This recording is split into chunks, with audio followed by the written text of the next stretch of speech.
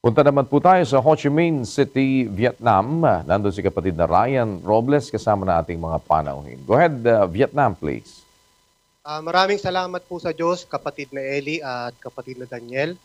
Ang atin pong bisitang magtatanong ay isang Roman Catholic, si Sis Elizabeth Albano Davao, 57 years old. Narito po siya.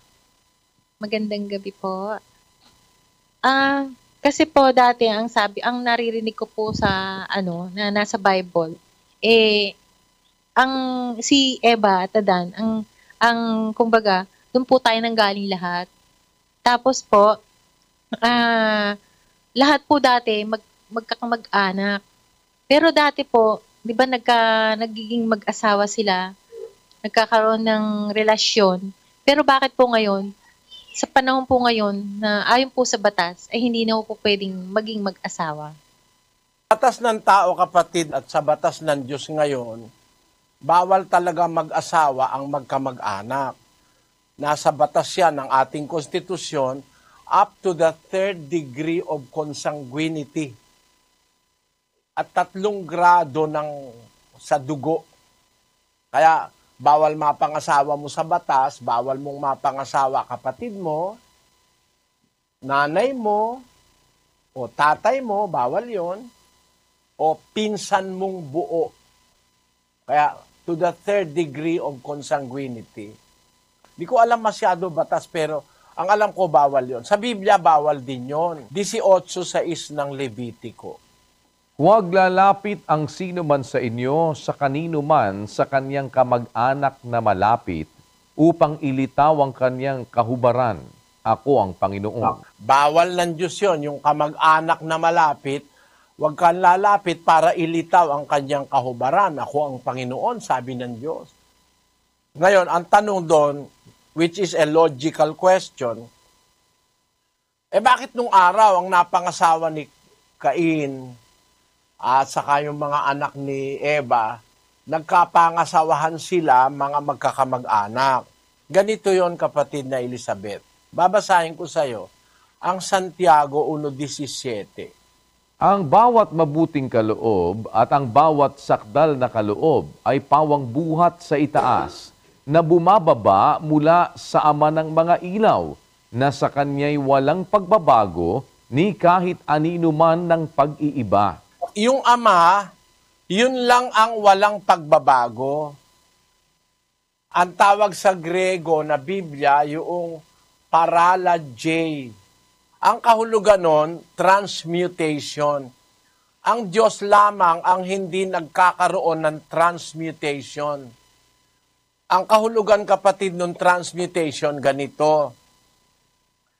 Sa pagdaan ng mga taon, lalo na paglibu-libong taon na, sa ating pagkatao bilang mortals, hindi naman tayo immortal mortal tayo. Ang Diyos lang ang immortal at walang pagbabago. He will be like Himself forever. Hindi na siya magbabago, hindi na siya mag-i-improve, hindi na siya madadagdagan, hindi na siya mababawasan. He is in His perfect state of being. Wala sa kanyang pagbabago, walang transmutation sa Diyos. Ngayon, ang tao, kapatid, ang tao nagkakaroon ng transmutation. Parang ganito, no? Tao, hayop, bakterya, nagkakaroon ng transmutation. Ang tawag dun sa bunga nun, yung mutants, na iiba ang kanilang kondisyon.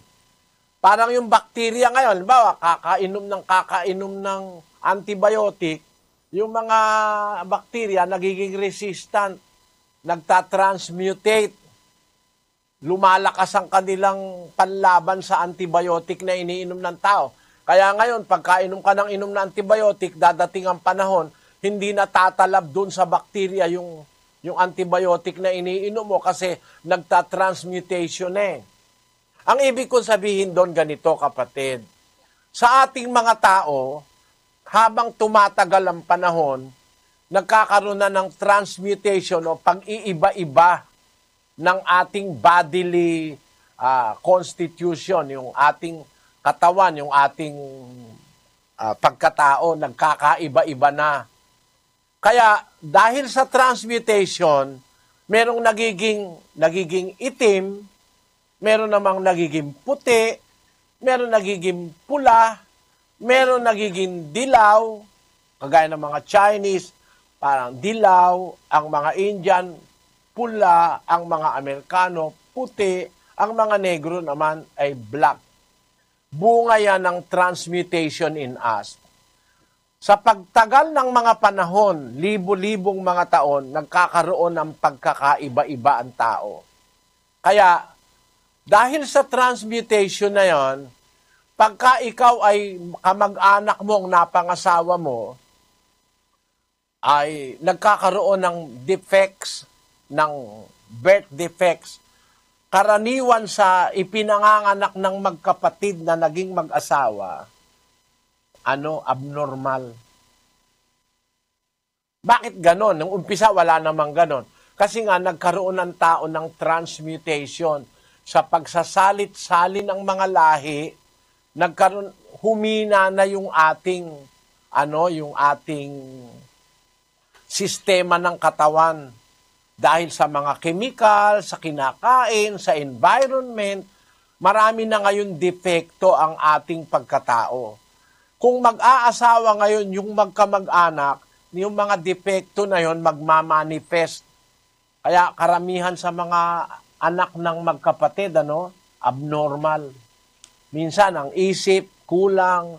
Minsan yung physical na katawan, merong mga defects. Kaya ipinagbawal yan ng batas ng Diyos at ng batas ng tao dahil sa paghaba ng panahon, naganap sa ating mga tao yung transmutation, yung pagbabago ng ating dating natural na kalagayan. Naging mas mahina na ngayon ang katawan ng tao. Panahon ni Eva at ni Adan, 900 taon, buhay pa eh. Sa atin ngayon, maswerte ka pag umabot ka ng 100 eh.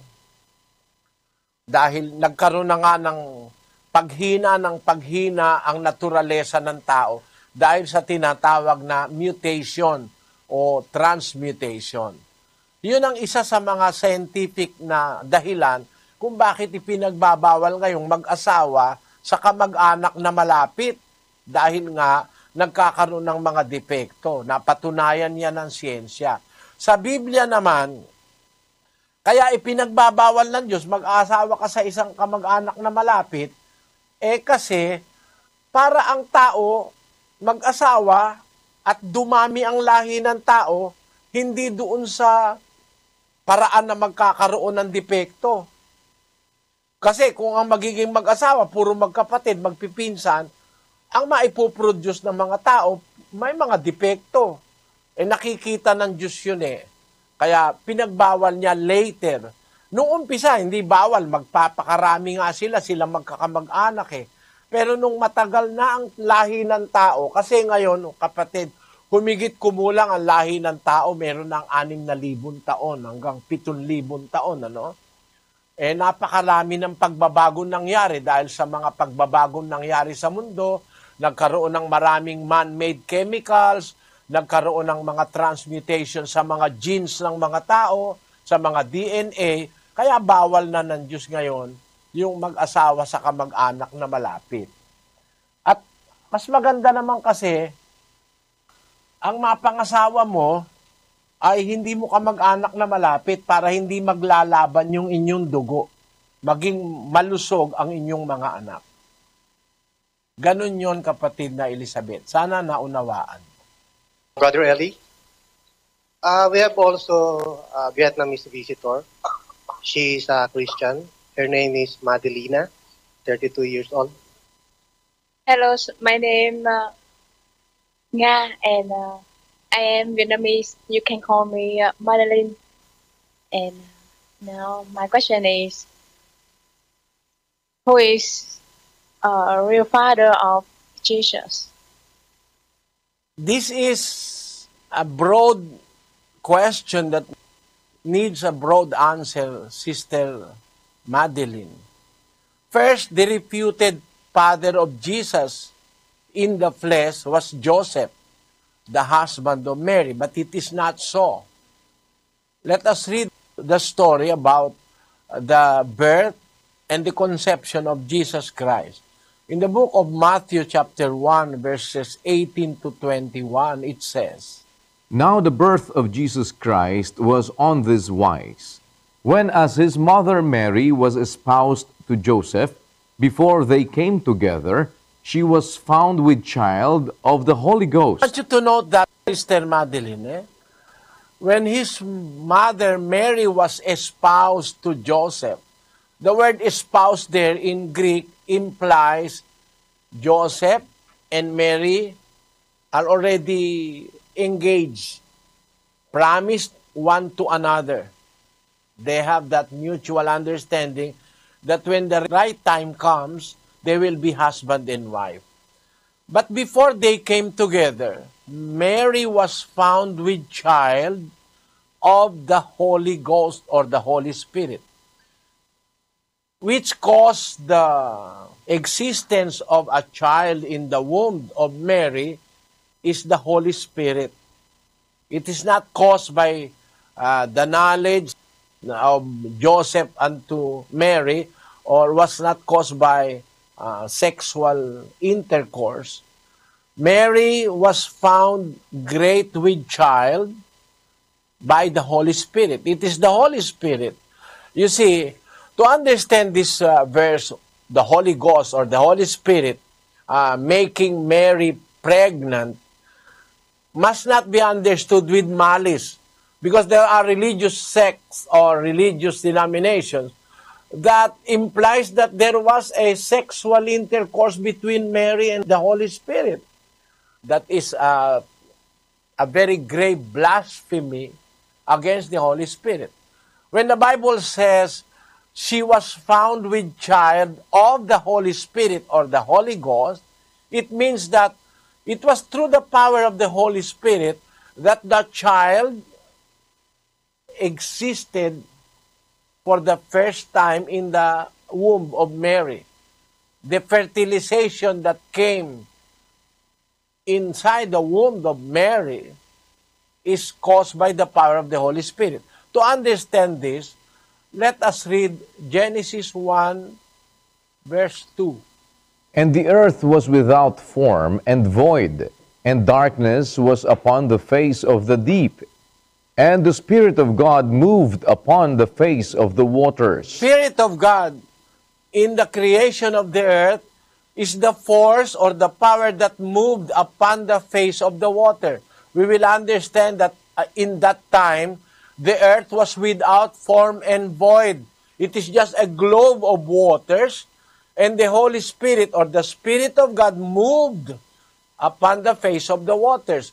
What did the Holy Spirit do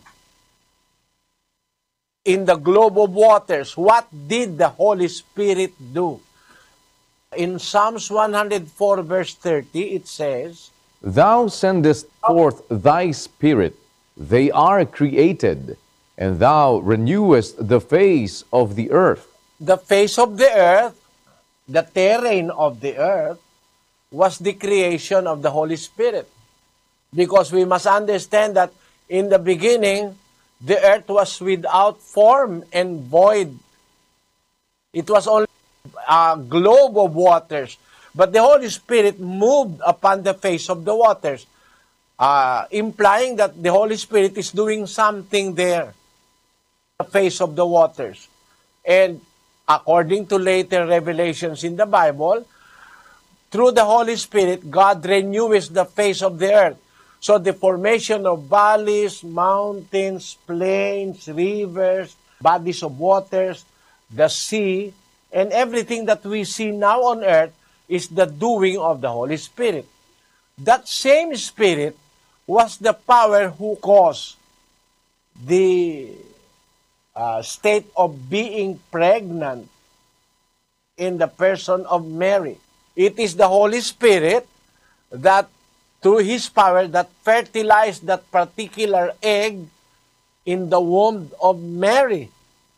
So, Joseph was not the real father of the baby Jesus. And it is the work of the Holy Spirit that started the existence of that fetus in the womb of Mary. That is the story of Jesus. The body which later is the dwelling place of the Son of God. I said this is a broad question because the Lord Jesus Christ, before the earth was created, was born of the Father. In eternity, the Father was in the beginning alone. He said, I am the first. But came the time when the Father bore a Son. In 2:7 of the book of Psalms, let us read, Brother Daniel. I will declare the decree. The Lord hath said unto me, Thou art my Son. This day have I begotten thee. The Son was begotten by the Father in eternity. The Father, we must understood, is a spirit. 4:24 of the book of John, God is a spirit. So when He begot the Son, it must be understood that He is begetting or giving birth to another spirit, because it is biblically possible that a spirit will beget another spirit. Let us read that in 3:6 of John. That which is born of the flesh is flesh, and that which is born of the Spirit is spirit. Something that is born by the Spirit is a spirit. So when the Father, who is a spirit, gave birth to a Son, the Son is also a spirit. That being that was begotten by the Father, which is a spirit, is the very Son of God, which was born of God in eternity. But much later, that spirit inhabited the body which was created by the Holy Spirit in the womb of Mary. It was the Holy Spirit who created that body which was called Jesus, which grew to be Jesus, and it is that body which was developed in the womb of Mary, a human body, where the Son of God, the Spirit Son of God, dwell during His sojourn here on earth. That's why in the book of Colossians, chapter 2, verse 9 of Colossians, it says, For in Him dwelleth all the fullness of the Godhead bodily. in Him, in the body of Jesus, dwelleth the fullness of the Godhead in His body. The body was made the temporal home of the Son of God, which is a spirit. The Spirit Son of God, which was born of God in eternity, inhabited that body which was born of Mary. That's why, to understand all these things, it's a very broad topic, I said, because you have to understand that there are two beings in the person of Jesus.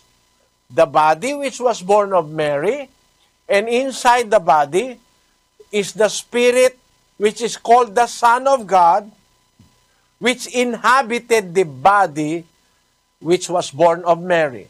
Let us read in the book of Hebrews, chapter 10, verse 5. Wherefore, when He cometh into the world, He saith, Sacrifice and offering thou wouldest not, but a body hast thou prepared me. When He cometh into the world, if you are going to pay attention to that word, when He cometh into the world, meaning He did not start His existence in this world. He just came into the world. He entered into the world. He said, Sacrifice and offering thou wouldest not, but a body hast thou prepared me. Before coming to the earth, there was a body prepared to Him by God, and that body is what is called in the Bible as Jesus, Son of Mary, which was begotten of Mary, creation of the Holy Ghost or the Holy Spirit in his womb. It is in that very body where the Spirit Son of God, which he begot in eternity, it is that body where he inhabited when he was on earth preaching about the good news of the kingdom of God. I hope you understand that. Although it is a very broad topic, I'm just trying to give you a point of view very briefly to understand the essence of your question. You understand it, Sister Madeline? Yes, I understand. Thanks. And one more question. After the death of Jesus, in the Bible, I didn't know how about Joseph after that. And my friends asked me after the death of Jesus, he didn't know about what happened about Joseph. You see, before the death of Jesus, Joseph was already dead. He died ahead of Jesus and Mary. Joseph died ahead of Jesus and Mary. Why? Let us read the story in the cross, chapter 19, verse 25 of the book of John, Brother Daniel. Now there stood by the cross of Jesus his mother and his mother's sister, Mary, the wife of Cleopas, and Mary Magdalene.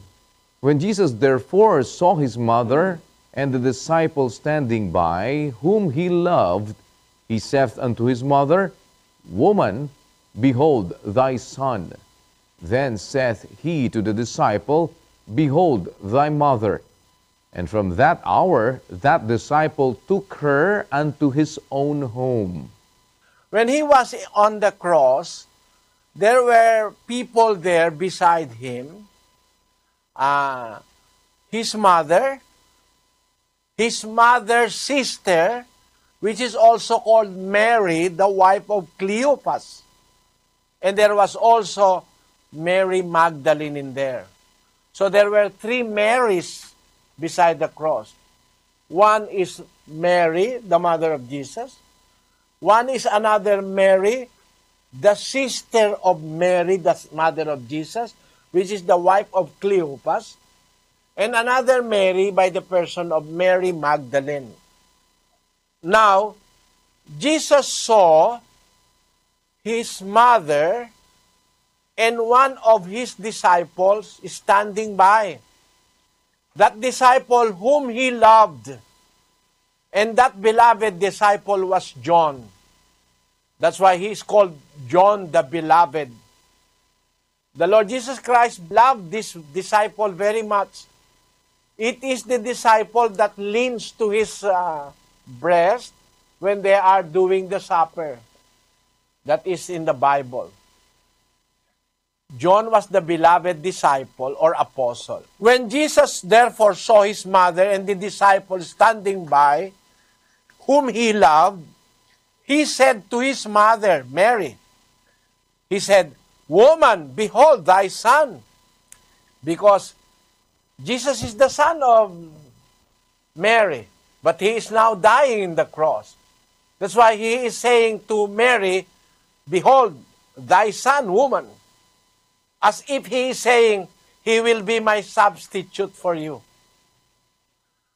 Woman, behold thy son. Then he said to the disciple, Behold thy mother. He said unto John, Behold thy mother.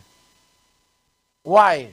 It is a common belief among Christian sisters that a mother does not necessarily mean your biological mother. Even if she is not your biological mother, you can treat her as a mother or him as a father if you are both servants of God. This we will read in the book of Matthew, chapter 12, verse 46. Let us read.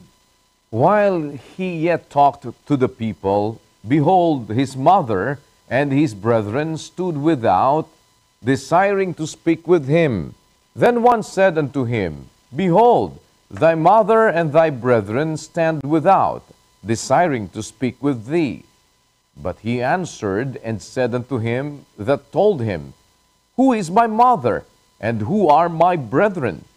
And he stretched forth his hand toward his disciples and said, Behold, my mother and my brethren. For whosoever shall do the will of my Father which is in heaven, the same is my brother and sister and mother. According to the Lord Jesus Christ, whoever is doing the will of his Father in heaven, he treat them as his own mother, his brother, or his sister. That's why in the Christian faith, even if a woman is not your biological mother, but she is doing the will of God the Father in heaven, she can be treated by you as a mother, or as a son, or as a daughter, or as a brother, or a sister. When Jesus Christ was dying on the cross, he saw the disciple whom he loved, and that was John. He said to his mother, Woman, behold thy son. Because you can treat anybody as your son if he is a doer of the word of God or the will of God. And he said unto the disciple, Behold thy mother, he said. And you note that, sister, you please read that verse with me. And from that hour, that disciple took her unto his own home. Meaning, John, the disciple of Christ, Jesus, took Mary to his own home. What does that imply? Because by that time, Joseph is not anymore around. Joseph is dead. Joseph, the husband of Mary, is dead. That's why when the Lord Jesus Christ is dying on the cross, he entrusted his mother to his beloved disciple, saying that this is your mother. And from that hour, that disciple took her unto his own home. So Mary lived the rest of his life in the house of John the Beloved, implying that Joseph is not anymore around that time. You understood that, Sister Madeline? Yes. Thanks. Salamat po.